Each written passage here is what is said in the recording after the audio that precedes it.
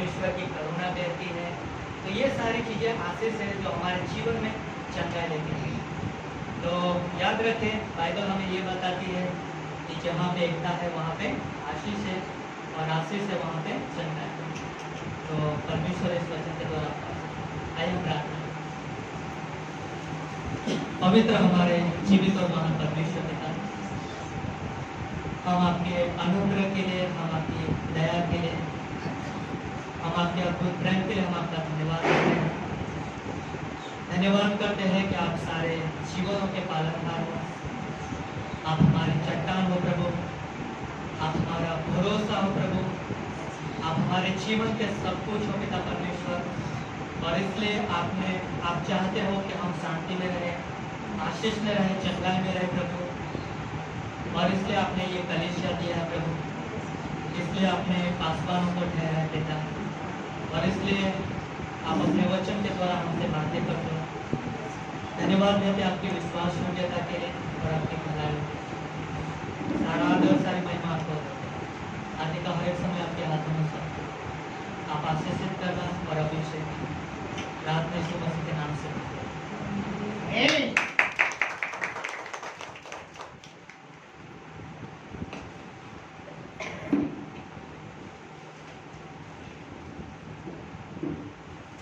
इधर है आशीष, हाँ सुना कहाँ है आशीष? एकदम नहीं, चंगाई कहाँ पे? जहाँ आशीष है वहाँ चंगाई में। तो सोचो आपके परिवार वालों को कहाँ है ना? कलीसिया में आशीष है, बाकी लोग कहाँ ज़्यादा नसीब। बहुत अच्छा, थैंक यू। जोड़ा तालियां देंगे परमेश्वर आशीष दे।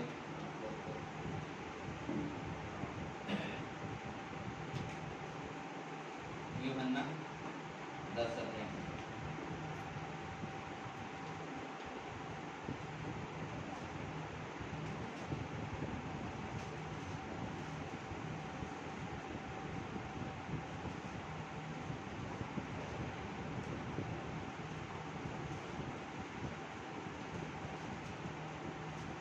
यूहन्ना 10 अध्याय 10 से 18।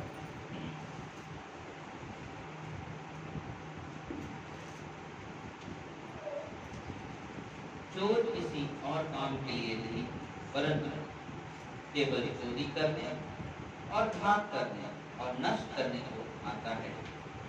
मैं इसलिए आया कि वे जीवन पाए और बहुतायत से जीवन पाए।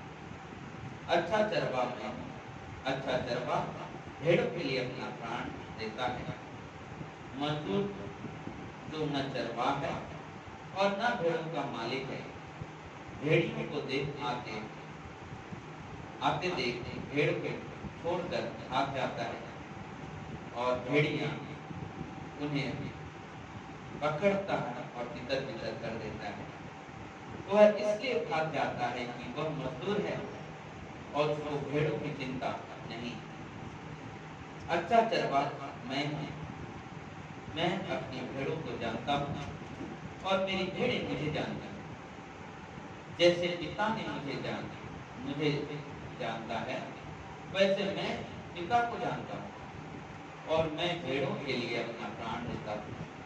मेरी और भी भेड़ें हैं जो इस भेड़शाला की नहीं, मुझे उनका भी लाना अवश्य है। वे मेरा सब सुनेंगे, तब एक ही झुंड और एक ही चरवाहा होगा। पिता इसलिए मुझसे प्रेम रखता है कि मैं अपना प्राण देता हूँ कि उसे भी ले लूं। कोई उसे मुझसे छीन नहीं, वरन मैं उसे आप ही देता हूँ। मुझे उसके देने का भी अधिकार है और उसे फिर लेने का भी अधिकार है। यह आज्ञा मेरे पिता ने मुझे मिली, यह आज्ञा मेरे पिता से मुझे मिली है। आइए मैं प्रार्थना करते हैं। हे परमेश्वर, प्रभु यीशु हम धन्यवाद देते हैं। सारा आदर, सारा महिमा, सारा गौरव प्रभु यीशु के नाम से आमीन। यहाँ पे जो है हम लोग संदेश सुन रहे हैं, सिंपल आप समझ गया होगा कि एक चरवाहा और एक भेड़े हैं, और लेकिन एक मजदूर है जो चरवाहा भी नहीं है ना तो मालिक है। लेकिन वो क्या करता है, जब शेर को आते हुए देखा तो क्या करता है, वो अपने आप को लेके भागा, अपने आप खुद को ही भाग के लेके जाता है। लेकिन भेड़ों को क्या करता है, वहाँ पे छोड़ देता है। और बाद में क्या होता है, वो सारे निकल हो जाते हैं। तो जब हम लोग देखते हैं, यीशु मसीह कहता है अच्छा चरवाहा मैं हूँ। सच में यीशु मसीह अच्छा चरवाहा है।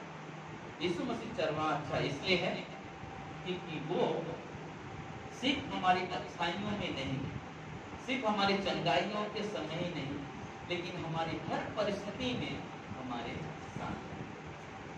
हर परिस्थिति में हमारे साथ रहता है। हमारा परमेश्वर, हमारा यीशु अच्छा चरवाहा है। वो स्वार्थी चरवाहा नहीं है, स्वार्थी चरवाहा नहीं है। मतलब के लिए सिर्फ परमेश्वर यानी कि लोगों से प्रेम करना नहीं, उसका प्रेम एकदम अद्भुत है। आप किसी भी परिस्थिति में पड़े वो नहीं छोड़ेगा, वो मुंह नहीं मोड़ेगा, क्योंकि वो क्या करता है, आपसे प्रेम किया करता। और जो नौकर का वहां पे जो उसका देखभाल करता था, वो मालिक नहीं है ना तो चरवाहा है, इसलिए क्या करता है, भाग जाता है, मुसीबत को लेकर भाग जाता है। लेकिन हमारा काम होना चाहिए, हमारा कर्तव्य होना चाहिए कि हम अच्छे चरवाहे को पहचाने और उसके साथ अपना एक अद्भुत जीवन ना, जैसे कि हम लोग भजन 23 में पढ़ते किया हुआ मेरा चरवाहा है ना, परमेश्वर हमारा चरवाहा है, कोई और नहीं है ना, परमेश्वर हमारा चरवाहा है। और वो परमेश्वर ऐसा चरवाहा है जो बहुत ही गंभीरता से हमारी तरफ ध्यान रखता है, बहुत ही गंभीरता से। जैसे 40:11 में लिखा है, वो चरवाहे के समान अपने झुंड को चराएगा और वो भेड़ों के बच्चों को अखबार में यानी गोद में ले लेगा, और दूध पीने वाले को क्या करेगा, धीरे धीरे चलाता है। जब भेड़ों को लेके आता है तो जो बच्चा होता है तो बच्चे को क्या करता है, गोद में लेके चलता है चरवाहा। और जो उसकी माँ होती है, जो दूध पिलाने वाले होती है भेड़े, उनको क्या करता है, आहिस्ता आहिस्ता लेके चलता है। कारण क्या है, वो बच्चे को हालात को बहुत अच्छे से समझता है। भेड़ के बच्चे क्या करते हैं, उसके हालत को बहुत अच्छे से समझता है। उसको मान लीजिए बच्चा है, कहीं गिर जाएगा, कहीं कांटा चुभ सकता है, कहीं जख्मी हो जाएगा, तो क्या करता है, उसे गोद में लेके चलता है। अक्सर आप देखोगे यीशु मसीह के जब चरवाहे का फोटो देखोगे तो हमेशा यीशु मसीह अपनी गोद में भेड़ रहता है, या तो ऐसे कंधे में बिठा कर रखता है। वो इतना लगाव रखता है उसे ना, इतना लगाव रखता है, उसे छोड़ नहीं सकता। ये बात है, जब हम लोग मसीह में आते हैं, हम जब जन्म लेते हैं तो बता कि कितना ही परमेश्वर हमारा ध्यान रखता है, हर तरह से हमें ले लेके चलता है, हमारी अगुवाई करता है, कहीं डगमगा ना जाए।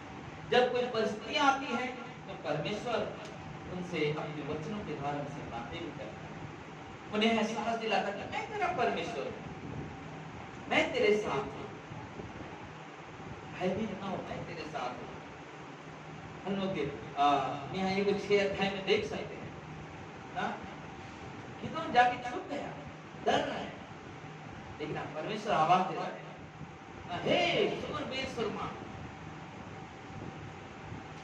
चोरी में आ गया, छुपा हुआ है, दुश्मन घेरे हुए, लेकिन उसके अंदर वो छुपे, लेकिन वहां से आवाज आ रही है, हे सूरबीर सुरमा। ये सोचा तो वहां छुपा हुआ है, लगता है वो सोचा नहीं कोई और, किसी और को नहीं आवाज दे रहा परमेश्वर, सूरबीर सुरमा इतना बड़ा नाम दे रहे हैं, और परमेश्वर उसे बोला, परमेश्वर उसकी परिस्थितियों को देखा, किस परिस्थिति में है, और परमेश्वर मुझे बोला, मुझे वो चीज याद आता है कि परमेश्वर अपनी महिमा के लिए प्यार करता है और अपनी सामर्थ्य काम करना चाहे, सबसे अद्भुत काम करता है। वहां से लोगों कहा कि कुछ लोग ऐसे इतने लोगों को लेके जाए जो बिना हाथ टच किए, जो सिर्फ जुबान से पानी उठा के पी सकते, जुबान से पानी उठा के पी सकते। बोले कि उसका कहने का मतलब क्या है, वो अपने शरीर पे निर्भर ना रहे, वो अपने शरीर पे निर्भर ना रहे, वो अपने जुबान से पानी पी सकते। और परमेश्वर वहां से 300 लोगों को चुनता है। एक गिदोन छुपा हुआ है, गिदोन वहां पे छुपा डरा हुआ है, लेकिन हमारा चरवाहा इतना महान है तो हमारा ध्यान रखता है, इसलिए गिदोन की तरफ से नजरें डाली और गिदोन को वहां से बुलाया, सैनिकों को इकट्ठा किया, बहुत सारे सैनिक थे उसके साथ। लेकिन परमेश्वर का अगर हम सारे लोग तो जाके लड़ेगा ना, तो लोग अपने आप पे घमंड करना शुरू कर देंगे। लेकिन मैं तेरे साथ, नहीं चाहिए वहां पे देखो ना, परमेश्वर बता रहे मैं तेरे साथ, इतने लोग की जरूरत नहीं है। अगर देख इतना बड़ा चट्टान है, अगर हम लोग सब लोग मिलकर उठा रहे हैं तो हम लोग अंदर साथ उठाए इसलिए उठ गए। लेकिन उसी को दो आदमी नहीं उठा, लेकिन अचानक उठ गया तो क्या होगा? तो कैसे उठ गया, सोच में पड़ेंगे। मतलब कि वैसे वो युद्ध जीता होगा, परमेश्वर हमारे चरवाहा है तो हमें संभालता है, वो हमारे ढाल है, वो हमारी चट्टान है, मतलब वो हमारे हर वक्त हमारे साथ रहता है। मतलब जब जब इस्राएल लोग भटक जाते थे, बिखर जाते थे, फिर वो इकट्ठा सोचते थे कहाँ थे लोग इकट्ठा करना। जब वो मिस्र में थे जब भी परमेश्वर ना एक चरवाहे को ही चुना, उस समय क्या कर रहा था? ऐसा भेड़ चरा रहा था और झाड़ी में से थे, आवाज दिया, सुना उसने, आवाज को सुना। लेकिन आज जो हम संदेश हमारे कहने का मतलब समझिएगा कि परमेश्वर का ध्यान हमारी ओर है। हमारा चरवाहा वैसा नहीं कि हमें ना छोड़ दे या नहीं, हमेशा ध्यान रखता है, हमेशा ध्यान रखता। आप यीशु मसीह के जीवन को जब देखने जाओगे तो बोले कि वो जहां भी जाता था, अगर मालूम पड़ा कोई तकलीफ में तो रुकता नहीं था, उसके कदम आगे बढ़ते। हाँ, या आया मेरी बेटी मरने वाली है, मेरे घर में चल। लेकिन पीछे से एक व्यक्ति आता, उसका क्यों प्रभु को टेंशन ले रहे हैं? ठीक है, मेरी बेटी मर गई, लेकिन प्रभु ने अठारह से गया प्रभु उसके साथ। बोले कि हमारा काम है कि हम परमेश्वर के साथ चले। जब परमेश्वर हमारे साथ, हम परमेश्वर के साथ चले। परिस्थितियों को देखकर डरे नहीं, परिस्थितियों को देखकर भयभीत ना हो, लेकिन परमेश्वर पे भरोसा रखें। हाँ, परमेश्वर पे भरोसा रखें। इसलिए हेजेकियल के 34 में 11 वचन से लिखा हुआ है, क्योंकि परमेश्वर यहोवा यूं कहता है, देख मैं आप ही अपनी भेड़ बकरियों की सुधि लूंगा और उन्हें ढूंढूंगा। देखा, मैं खुद आऊंगा, मैं खुद ढूंढूंगा उन्हें, मैं खुद उनकी सुधि लेने का मतलब क्या? उनका हाल चाल मैं लूंगा, मैं ध्यान दूंगा उनका। जैसे चरवाहा अपनी भेड़ बकरियों में से भटकी हुई को फिर से अपने झुंड में बटोरता है, वैसे ही मैं भी अपनी भेड़ बकरियों को बटोरूंगा। 15 अध्याय में देखते हैं, जब पहला वचन पढ़ते वहां पे लिखा एक दृष्टांत है। एक चरवाहे के पास 100 भेड़ें थी, जितने भी 100 भेड़ें, और एक हो गया। जब एक हो गया तो 99 को छोड़ के उसके पीछे जाने लगा, ढूंढने के लिए कहां चला गया। ये प्रेम जो होता है, ये जो प्रेम है, वो हमें बेबस कदम को ढूंढने के लिए। आज क्यों हम लोग सोच भी नहीं करते, क्यों प्रचार के लिए लोग जाते हैं बाहर, क्यों लोग मिशन ट्रिप जाते हैं? कि उन्हें भेड़ों की चिंता है। परमेश्वर ने वो काम सौंपा है कि जाए उनके पास, उन्हें जाकर सुसमाचार सुनाए। जो लोग हमने पढ़ा ना यूहन्ना के 10 में, बोले कि जो इस भेड़शाला की नहीं, उन्हें भी यहाँ पे लाना है। कैसे आएंगे? जब तक उनके पास वो सुसमाचार ना पहुंचे। बोले कि एक बार में जो एक कहानी जिसे कहा, बोले कि एक आदमी ना एक बैल को, गाय को खींच रहे ना लाने के लिए, खींच रहा नहीं आ रहा, ताकत लगा है। आज संसार में हम लोग देखते हैं ना, लोग क्या करते हैं, दबाव प्रेशर से बोलते कि ना प्रार्थना में चल, दबाव प्रेशर से बोले कि इस रास्ते में चल, बहुत सारी चीजें करते हैं। लेकिन एक आदमी क्या करता आता है, बोलता उससे बोलता तू छोड़ दे इसको, बोलता नहीं मुझे घर पे लेके चलना, घर पे जाना है ना, लेके चलेंगे। उसने क्या किया, एक लकड़ी में घास को बांधा और गाय के ऊपर बैठ गया और उसके मुंह के सामने किया, और गाय खाने के चक्कर में चली जा रही है, ऑटोमेटिक चली गई। बोले जब परमेश्वर के जब वचन सुनेंगे, ऑटोमेटिक हम परमेश्वर के वचन सुने सुनेंगे, जो अपने जीवन में उपयोग करेंगे, पवित्र आत्मा हमारे जीवन में काम करेगा, बोले दरवाजा कभी रुकेगा नहीं आने के लिए, हमेशा हमसे करेगा। हालेलुया। हम परमेश्वर वो चाहता है कि हम परमेश्वर के उस आवाज को सुने। यीशु मसीह कहता है कि मेरी भेड़ें मेरी आवाज को पहचानती है, आवाज को पहचानती है, कहीं भी रहेगी आवाज को पहचानती है। हमारा काम है अपने चरवाहे की आवाज को सुनना। परमेश्वर कुछ बात करना चाहता है। अभी थोड़ा देर पहले हमने कुछ सुना, परमेश्वर ने कुछ बताया। क्या बताया परमेश्वर? कुछ बताया परमेश्वर ने? क्या बताया? उसने बताया नहीं, भूल गए। आशीष है, जब आशीष कहाँ है? पहले से में है। अब जहां आशीष है वहां चंदा ही है। तो अभी तो हमने सुना, हम ध्यान नहीं दे रहे। परमेश्वर बात किया, आपको लग रहा होगा कि भाई कन्नू ने बात किया या काशे यहाँ से बोले, नहीं, ये परमेश्वर के शब्द है, ये बाइबल परमेश्वर का है।